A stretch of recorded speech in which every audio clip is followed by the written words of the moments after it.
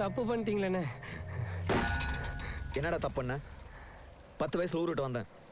என்னை எவனும் காப்பாத்தல. இதோ இந்த ஜனங்க தான் எனக்கு ஒரு வேளை சோறு போட்டாங்க.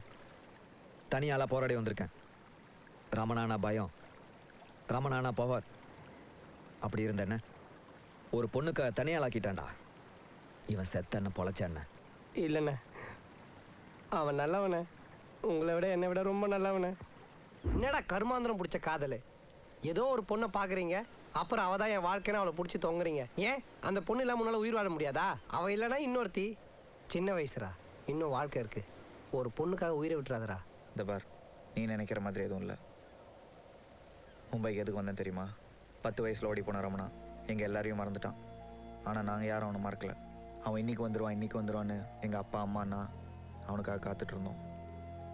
அவனை தேடி கண்டுபிடிக்கிறதுக்காக எவ்வளோ முயற்சி பண்ணோம். ஆனால் அவனை பற்றி எந்த தகவலும் இல்லை. அந்த சமயத்தில் தான் இந்தியா டுடேல ரமணா பற்றி ஒரு ஆர்டிக்கல் வந்துச்சு. அதில் அவனை பற்றி எல்லா டீட்டெயில்ஸும் இருந்துச்சு. ரமணா எங்கேயோ நல்ல விதமாக வாழ்ந்துட்டுருக்கான்னு நினச்சேன். ஆனால் போலீஸ் குறி வச்சிருக்கிற இவ்வளோ பெரிய கிரிமினலாக மாறி இருப்பான்னு நான் நினச்சி கூட பார்க்கல. ரமணா இப்படி ஆனதுக்கு சின்ன வயசில் நானும் ஒரு காரணமாக இருந்துட்டேன்னு ஒரு குற்ற உணர்ச்சி இருந்துக்கிட்டே இருந்துச்சு. அவனை பார்க்குறதுக்காக மும்பை வந்தேன். அவனை எங்கே எப்படி பார்த்தேன்னு தெரியுமா?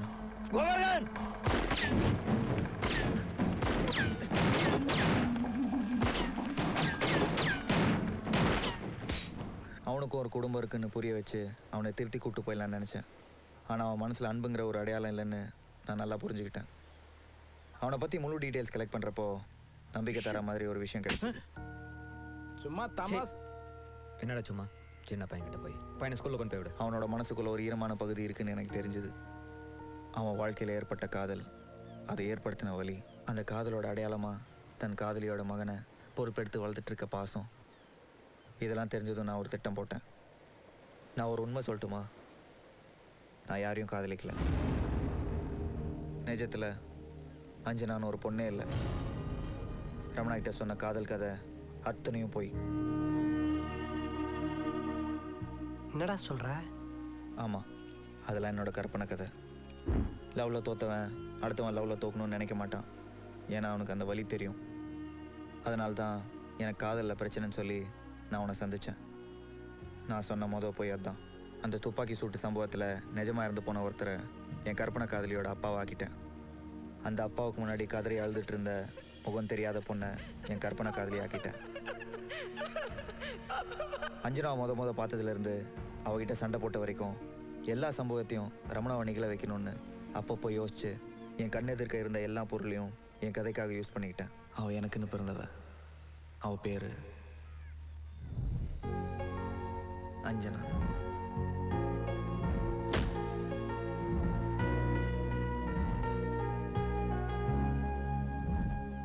எனக்கு தெரியும், என்னைக்கா ஒரு நாள் ரமணாவை போலீஸ் சுட்டு கொண்டுரும். அதுக்கு முன்னாடி தான் குற்றத்தெல்லாம் ஒத்துக்கிட்டு அவன் போலீஸ்கிட்ட சரண்டரானா அவன் உயிருக்கு பாதுகாப்பாக இருக்கும். அவன் தண்டனை காலத்தெல்லாம் முடிச்சுட்டு வெளிவரப்போ ஒரு புது ரமணாவா சராசரி மனுஷனாக இருப்பான்.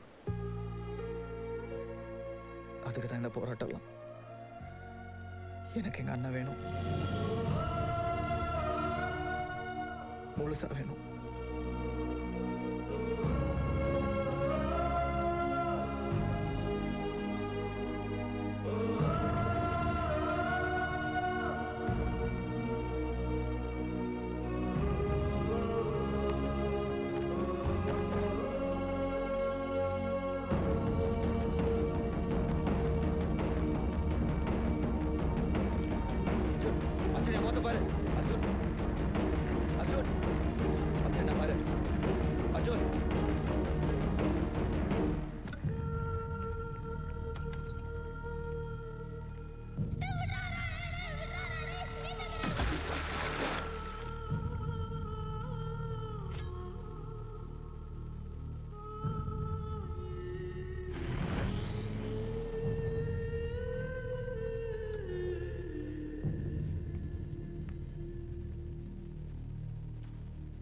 அண்ணே,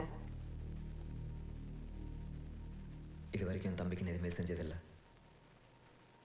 அவன் கண் முழிச்சு பார்க்கும்போது ரமணா சரண்டர் ஆயிட்டான்னு சொல்லிடு. இல்லை, உன் அண்ணன் சரண்டர் ஆயிட்டான்னு சொல்லு.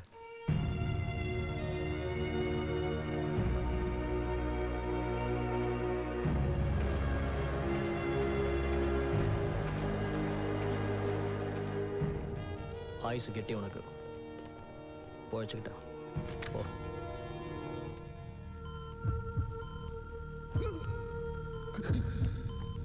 Doctor doctor